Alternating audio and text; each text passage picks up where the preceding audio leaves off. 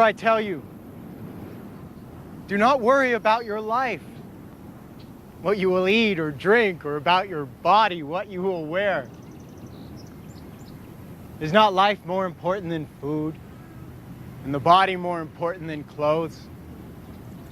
Look at the birds of the air. They do not sow or reap or store away in barns, and yet your heavenly Father feeds them. Are you not much more valuable than they? Who of you by worrying can add a single hour to his life? And why do you worry about clothes? See how the lilies of the field grow? They do not labor or spin, and yet I tell you that not even Solomon in all his splendor was dressed like one of these.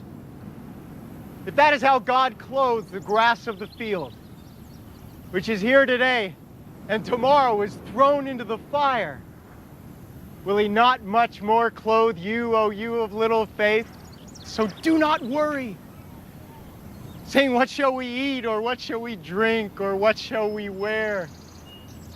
For the pagans run after all these things, and your heavenly Father knows that you need them. But seek first his kingdom and his righteousness, and all these things will be given to you as well. Therefore, do not worry about tomorrow, for tomorrow will worry about itself. Each day has enough trouble of its own.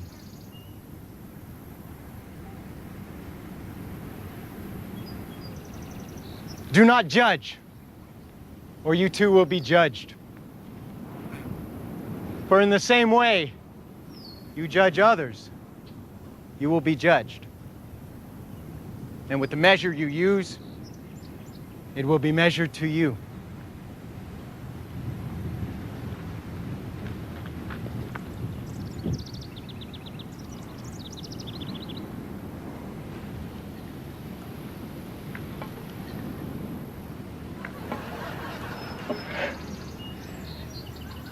Why do you look at the speck of sawdust in your brother's eye and pay no attention to the plank in your own eye? How can you say to your brother, let me take the speck out of your eye, when all the time there is a plank in your own eye? You hypocrites.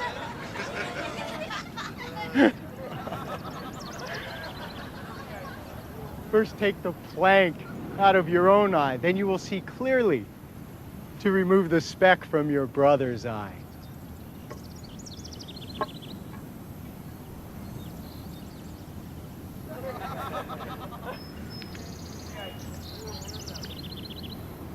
Do not give dogs what is sacred.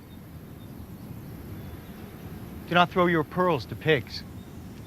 If you do, they may trample them under their feet and then turn and tear you to pieces.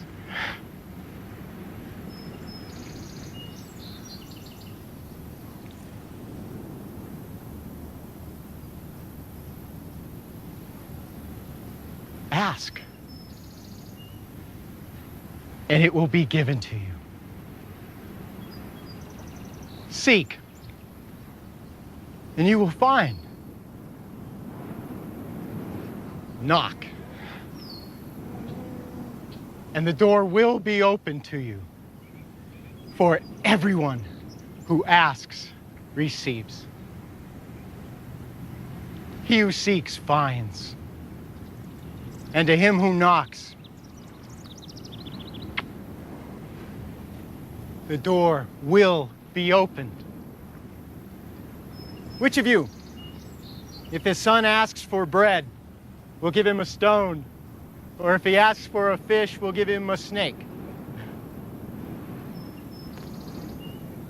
If you then, though you are evil, know how to give good gifts to your children, how much more will your Father in heaven give good gifts to those who ask him?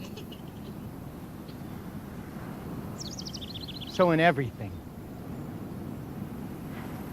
do to others what you would have them do to you. For this sums up the law and the prophets. Enter through the narrow gate. For wide is the gate and broad is the road that leads to destruction, and many enter through it. But small is the gate and narrow the road that leads to life, and only a few find it. Watch out for false prophets. They come to you in sheep's clothing, but inwardly they are ferocious wolves. By their fruit you will recognize them. Do people pick grapes from thorn bushes, or figs from thistles? Likewise, every good tree bears good fruit, but a bad tree bears bad fruit. A good tree cannot bear bad fruit, and a bad tree cannot bear good fruit.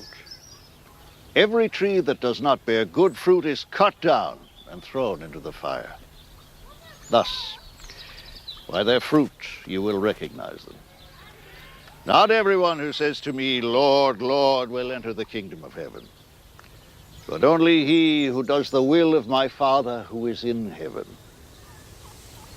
Many will say to me on that day, Lord, Lord, did we not prophesy in your name, and in your name drive out demons and perform many miracles?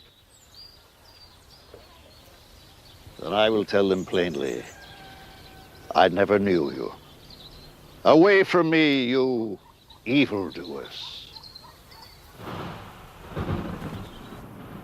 Therefore, everyone who hears these words of mine and puts them into practice is like a wise man who built his house on the rock.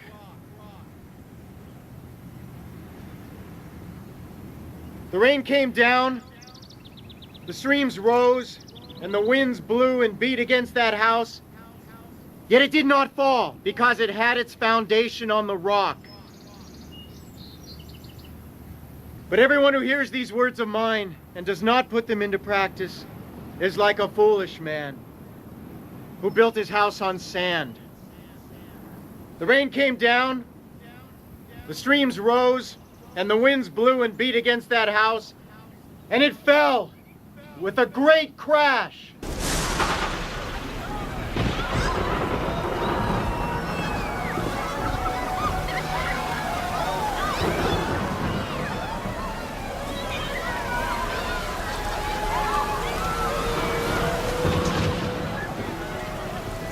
When Jesus had finished saying these things, crowds were amazed at his teaching, because he taught as one who had authority and not as their teachers of the law.